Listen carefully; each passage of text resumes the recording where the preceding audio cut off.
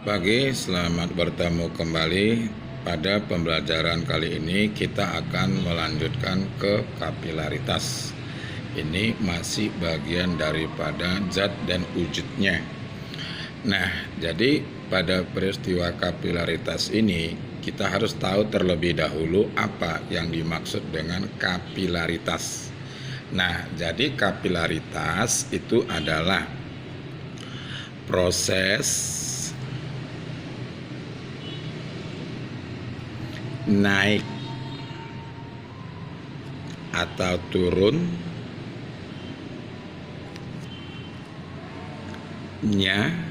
zat cair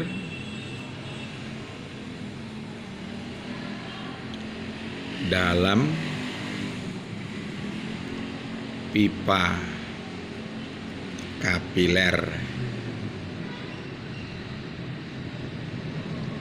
Nah, ini dia.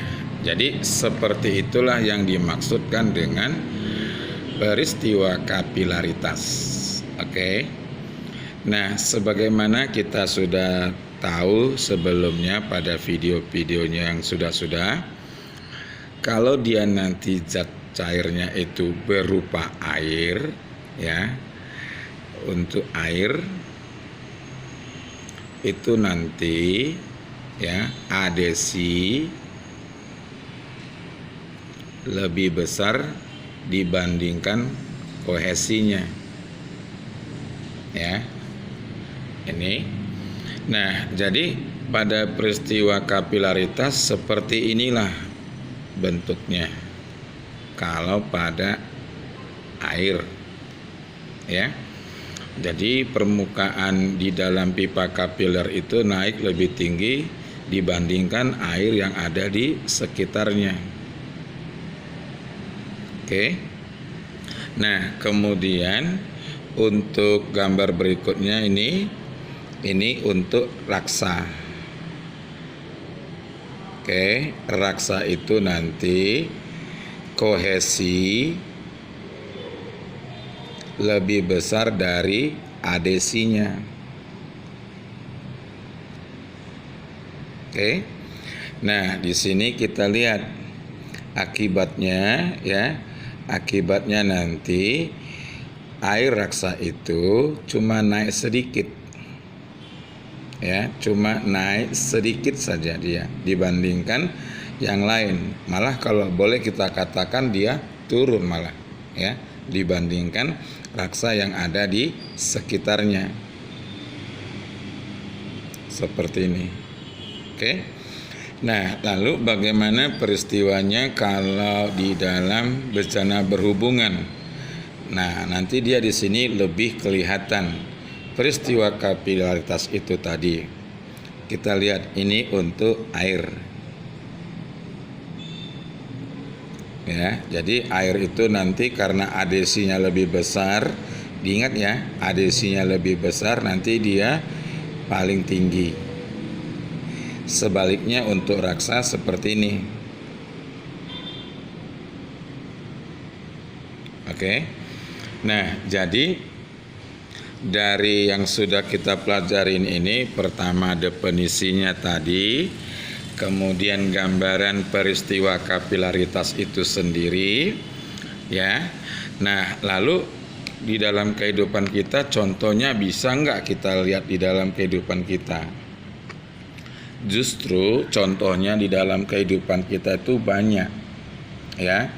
Kita ambil aja dulu beberapa contoh kapilaritas.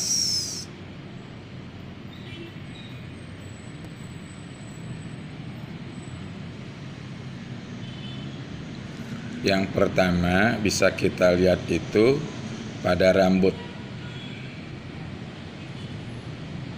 Oke, pada rambut, ya, rambut secara umum, ya. Ini nanti bisa kita buat, ya, peristiwanya itu adalah supply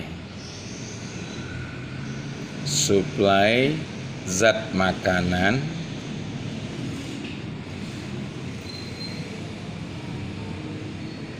ya, suplai zat makanan untuk rambut.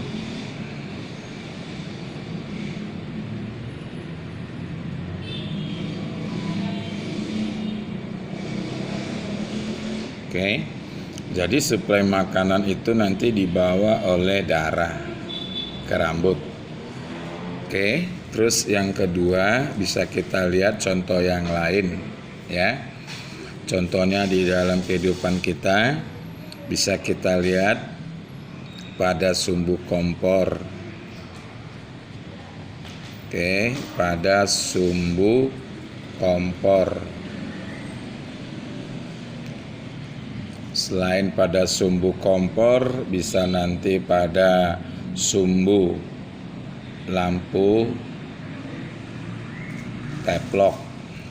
Barangkali di generasi kalian sekarang tidak ketemu lagi namanya lampu teplok ya, tapi bisa kalian tanya ke orang tua seperti apa gambarannya, atau nanti kalau lihat mau tahu itu gambaran lampu teplok bisa searching di Google ya.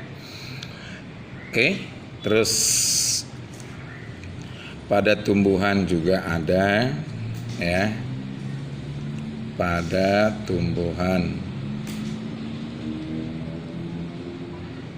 Oke, suplai makanan mulai dari akar sampai ke pucuk atau ke bagian teratas dari tumbuhan itu diantarkan oleh zat-zat cair ya, diantar sampai ke atas, terutama air yang membawanya ya.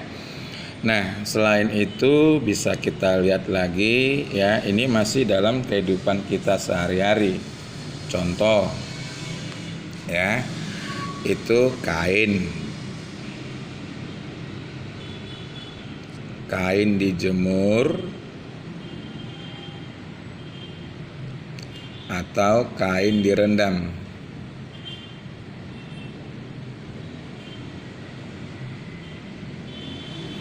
Oke, kain dijemur atau kain direndam, kita mulai dulu dari kain direndam. Ketika kita memasukkan kain ke dalam air untuk direndam, tadinya kain itu kan kering, kok bisa jadi basah? Nah, itu karena kain itu tadi melalui benang-benang itu yang menjadi pipa kapiler. Ya, jadi jangan ada bayangan sama kita kalau dikatakan pipa kapiler selamanya dia berbentuk kaca atau plastik, tidak. Ya, pipa kapiler itu bisa tadi berupa benang, bisa berupa rambut, ya. Jadi rambut kita itu mirip atau menyerupai sebuah pipa. Itu dia. Nah, kemudian kalau kain dijemur ya, ketika kain dijemur itu nanti kan panasnya itu mengakibatkan pemuaian pada air yang ada di dalam pakaian ya, terutama pada benang-benangnya, sehingga ketika dijemur nantinya airnya keluar. Oke. Nah, contoh yang lain misalnya ya, kita ambil ini bisa dipraktekkan ya, tisu kering.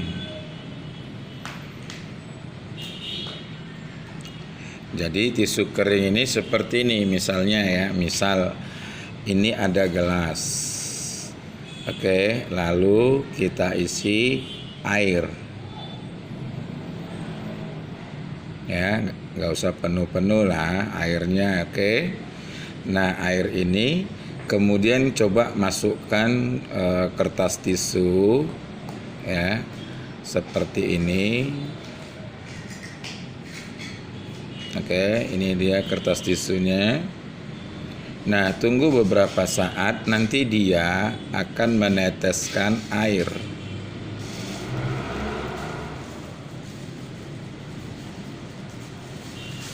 Seperti ini ya, dia akan meneteskan air sehingga kita bisa mengamati bahwasannya kertas tisu itu juga memiliki bentuk pipa kapiler ya, itu dia. Masih banyak contoh-contoh yang lain di dalam kehidupan kita. Oke, termasuklah jika pernah kalian perhatikan ada dinding basah. Menurut kalian siapa yang membasahinya? Kan gitu kan? Itu bisa terjadi akibat peristiwa pipa kapilaritas atau tepatnya kapilaritas, ya. Jadi untuk itu, ya, kalau peristiwa kapilaritas ini sangat penting untuk kita pelajari, ya. Kita pelajari karena ini nanti berguna di dalam kehidupan kita setiap harinya. Dah.